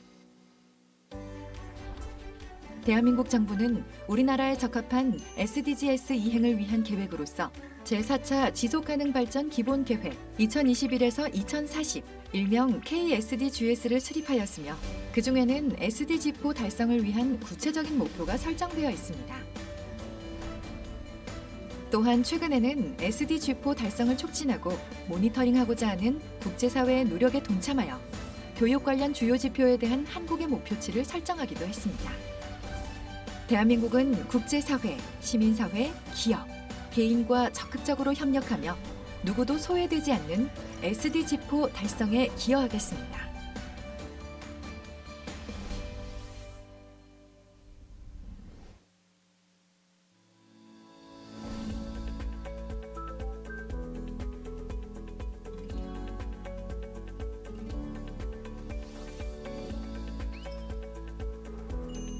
(2015년) 유엔은 2030년까지 달성할 국제 의제로 지속가능 발전 목표를 채택하였습니다. 지속가능 발전 목표는 인간, 지구, 번영, 평화, 파트너십이라는 5개 영역에서 인류의 공동 과제를 17개 목표와 169개 세부 목표로 제시하며 누구도 소외되지 않는 것을 강조하고 있습니다.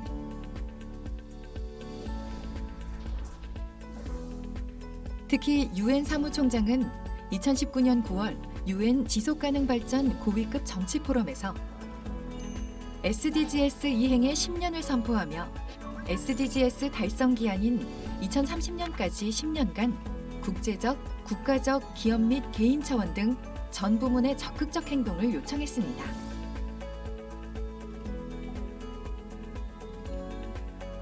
Requested by our political declaration, I'm issuing a global call for a decade of action to deliver the Sustainable Development Goals by 2030. SDGs 중 교육과 관련된 목표는 4번 양질의 교육입니다. 교육은 빈곤 퇴치부터 성평등, 양질의 일자리와 경제성장, 기후변화 대응 등 SDGs의 다양한 목표와 긴밀히 연결되어 있습니다. SDG4는 모두를 위한 평생학습 기회 증진과 포용적이고 형평성 있는 양질의 교육을 목표로 합니다. 대한민국은 SDG4의 태동부터 적극적으로 함께해왔습니다.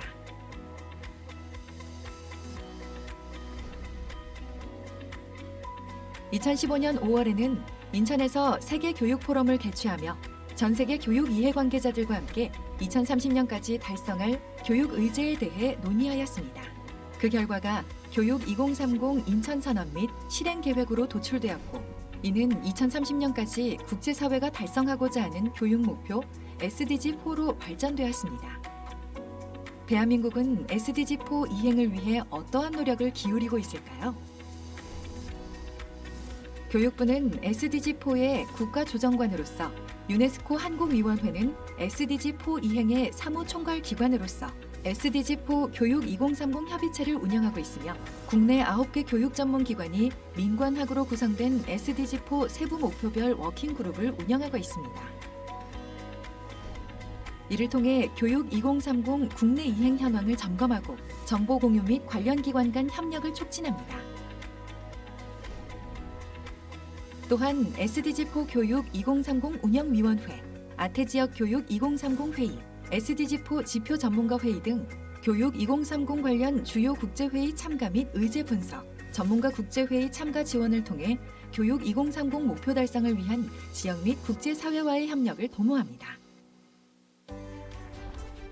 대한민국 정부는 우리나라에 적합한 SDGs 이행을 위한 계획으로서 제4차 지속가능 발전 기본계획 2021에서 2040, 일명 KSDGs를 수립하였으며 그중에는 SDG4 달성을 위한 구체적인 목표가 설정되어 있습니다.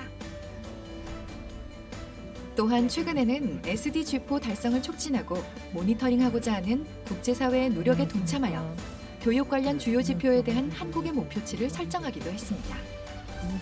대한민국은 국제사회, 시민사회, 기업, 개인과 적극적으로 협력하며 누구도 소외되지 않는 SDG4 달성에 기여하겠습니다.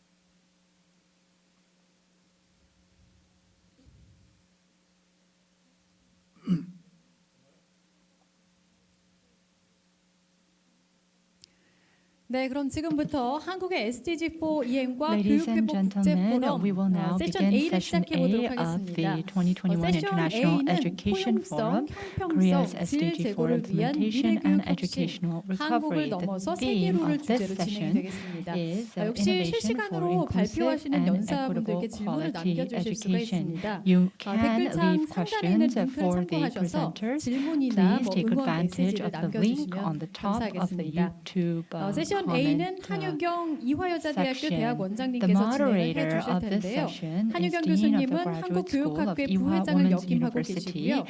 교육 국제화 역량 인증 She is 평가 the Vice 위원장으로도 President of 활동을 the 하신 바가 Society of Korean 있습니다. 네, Education. 한유경 교수님 I would now like to turn the 부탁드리겠습니다. podium over to Professor Han Yu-Kyung.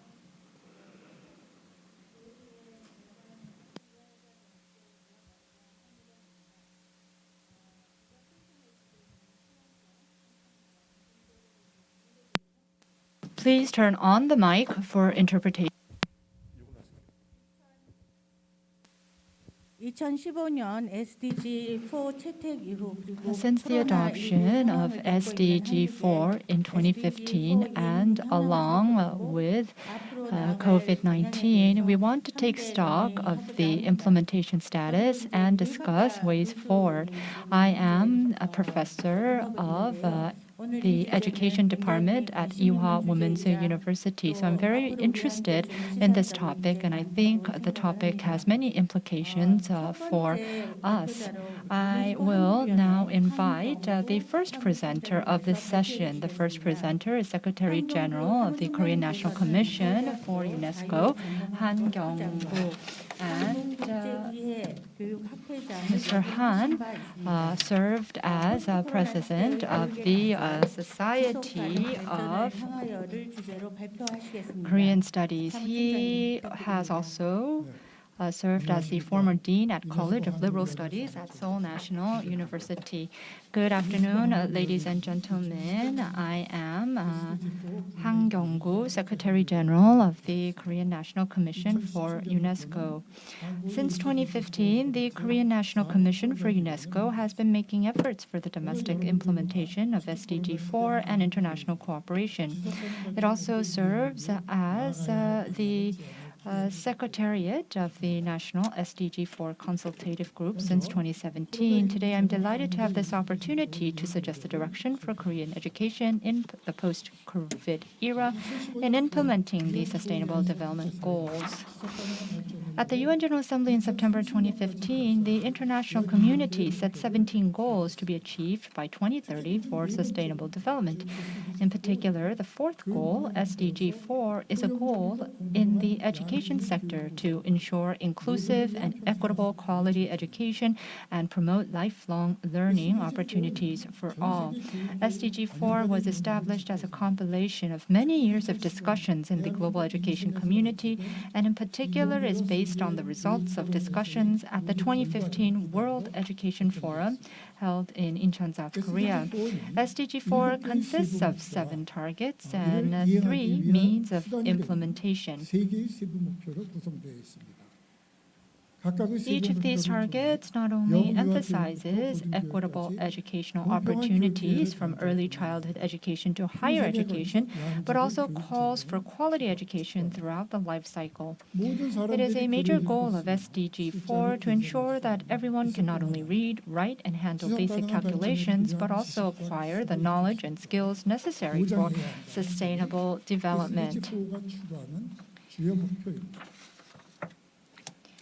Korea, in fulfilling its responsibility as the host country of the World Education Forum in 2015, has made efforts to implement SDG4 at home and abroad.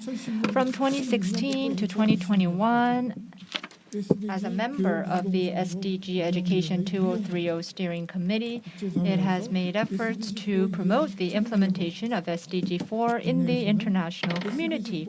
Meanwhile, at home, the SDG4 Education Consultative Group promotes and monitors implementation of SDG4 targets. Also, annual forums and other activities have been held to facilitate implementation.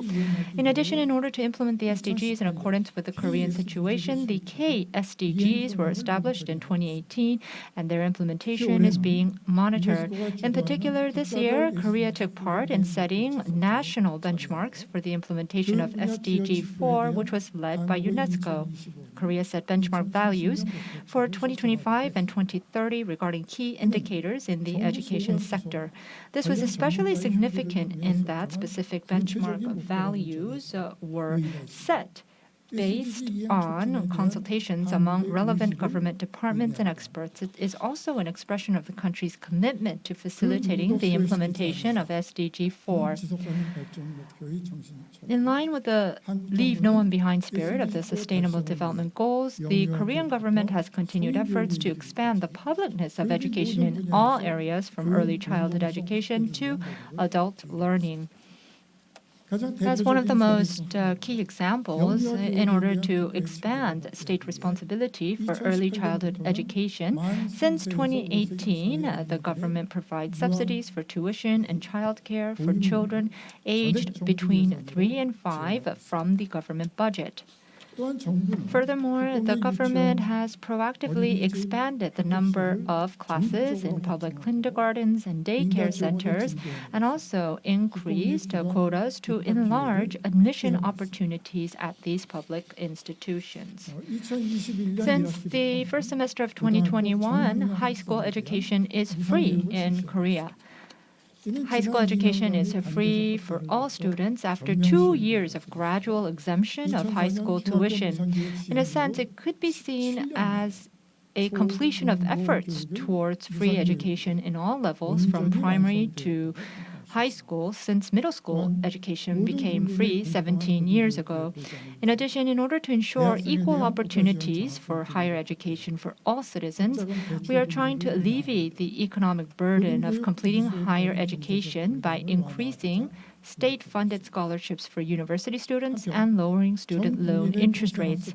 Meanwhile, to expand lifelong learning opportunities for all citizens, in 2015, K-MOOC, K-Massive Open Online Courses were launched, providing high-quality educational content developed in cooperation with universities, companies, and research institutes. Korea has presented global citizenship education as an important topic in the global education community. The aim of global citizenship education, as outlined in SDG 4.7, is to learn and practice the responsibilities and duties of a responsible global citizen. To that end, Korea is conducting a variety of activities in cooperation with not only UNESCO-affiliated organizations, but also local provincial education offices and local governments. In addition, Korea gained attention by operating the GCED, Group of Friends for Solidarity and Inclusion with Global Citizenship Education at the UN and UNESCO amid spreading racism and hate caused by COVID-19. 한편 코로나19로 인해서 전 세계적으로 유례 없는 등교 불가 사태가 발생했습니다. The Republic of Korea's Ministry of Education has made consistent and concerted efforts to ensure that quality education opportunities have not been interrupted. First of all, during the initial spread of COVID-19, the government put in place legislation and guidelines to embed distance learning systems within the existing education system and minimize potential confusion in schools. At the same time, attention was given to ensuring the quality of education. 2 public learning management systems accommodating 3 million simultaneous users were constructed within just 1 week to enable a stable digital learning environment. Various integrated platforms were also constructed so that educational content and know-how on distance learning could be freely developed and shared among teachers.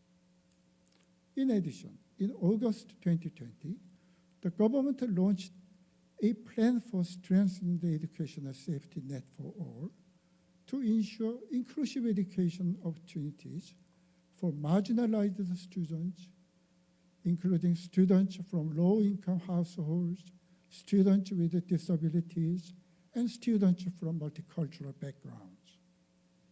Measures included the provision of digital devices and translation of educational content. Since 2021, the government has also directed its efforts towards enabling students to resume their everyday lives in a safe manner. Special attention has been given to students requiring psychological and emotional support due to the impact of the lengthy and engaging pandemic situation, while other measures to support the students' educational recovery include deployment of 2 teachers for 1 class and provision of customized supplementary learning. In October, the Ministry of Education established a plan for gradual return to normalcy in education. Safe school opening was one of the priority actions agreed by the global community in the 2020 Global Education Meetings, and in the context of the Republic of Korea has been pursuing safe school openings based on scientific data and thorough measures to prevent the further spread of COVID-19. A global society has been discussing how jointly to address the education crisis since UNESCO's COVID-19 education virtual ministerial meeting in March 2020, and the Republic of Korea has been an active party in exchanging information and experience with the global community. It has been internationally recognized that Korea's response to the pandemic has been based on principles such as openness, transparency, and democracy, and these principles have been applied equally to its response to the COVID-19 education crisis. Korea has shared information transparently about its domestic situation through participation in a variety of international meetings and joined the global efforts to tackle the education crisis. The COVID-19 situation still persists, but the efforts of the past 2 years have raised several new fundamental questions. School closures have affected more than 90% of students worldwide. Although the situation has been improved by online classes as well as partial and full school reopenings, we still do not know the medium and long-term impact of the learning losses on students worldwide. Educational losses caused by the COVID-19 situation may not just concern knowledge. It has been very hard to sustain the holistic social and emotional experience of education during the pandemic. Precious moments such as learning together at school, eating together, playing together, and making peace after arguing. The experience of distance learning has raised the fundamental question of what it is that students should learn together at schools. A variety of forms of support have been provided to prevent learners' economic backgrounds from resulting in access gaps in the context of distance learning. However, learning gaps based on socioeconomic differences have not been resolved completely. The world has seen educational inequality worsen significantly during the pandemic. 2년여간 이어진 코로나19라는 터널의 끝이 아직은 보이지 않습니다.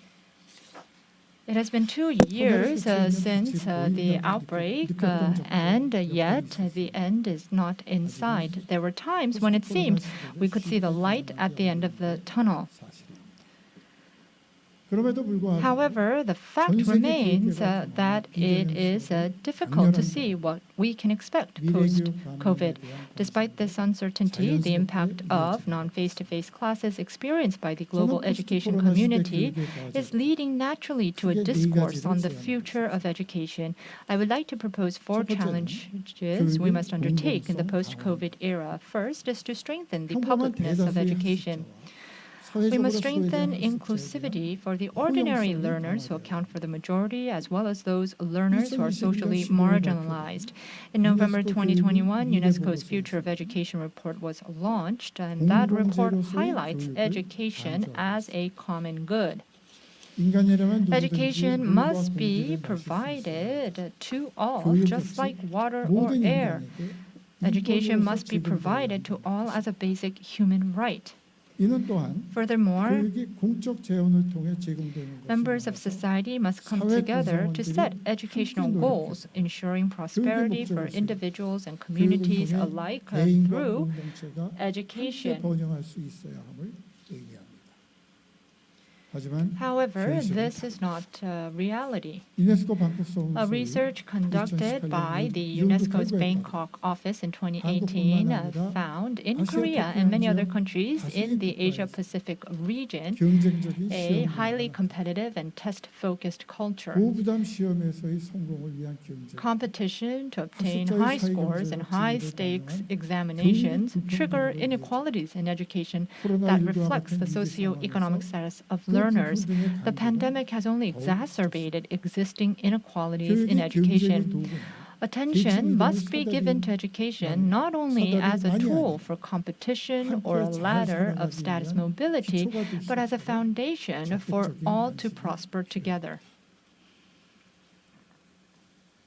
The second challenge is to enhance the connection between education and the world. In other words, education must also seek to develop in a sustainable manner. Sustainable development here refers to balanced and harmonious development of the economy, society, and environment. In UNESCO's Future of the Education report, climate change, social inequality are cited as the challenge of our times. The power of education is crucial in overcoming these challenges. Education has the power to bring change, to enable humans to become a part of nature, to live with nature as a community of common destiny, to live amongst others.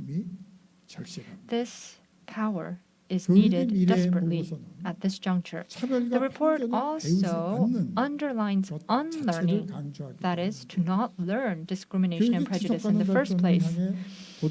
Members of society, in order to take a step forward towards sustainability, must engage in active discussion and form a consensus. In this sense, 현재 It is 한국에서 welcome 진행 중 news that 환영할 만한 in 부분은 Korea, 현재 한국에서 진행 중인 교육과정 개편과 관련 with regards to the ongoing general discussions on curriculum revision in 총론에 Korea, 지속 가능한 사회를 위한 생태 ecological 환경 교육과 transformation 민주시민 and 교육이 global 전 citizenry 교과에 for 반영될 all 때는 will be 미래 reflected. 변화에 대응하는 This can 역량으로서 be seen as a 지속 가능 reflection of the 발전과 special 관련된 will to 역량을 strengthen 강화해야 competencies 한다는 related to sustainable 사회적 development 의지가 반영된 as a 것으로 볼수 capability 있으며 to respond to 앞으로도 future 우리 교육이 changes. And I 지속 가능 sincerely 발전을 hope 향해 that Korea's 나아가길 education 기대합니다. continues in this direction. 세 번째로 Third, 포스트 코로나 we 시대 must 교육의 과제는 promote 평생 교육의 증진. lifelong education.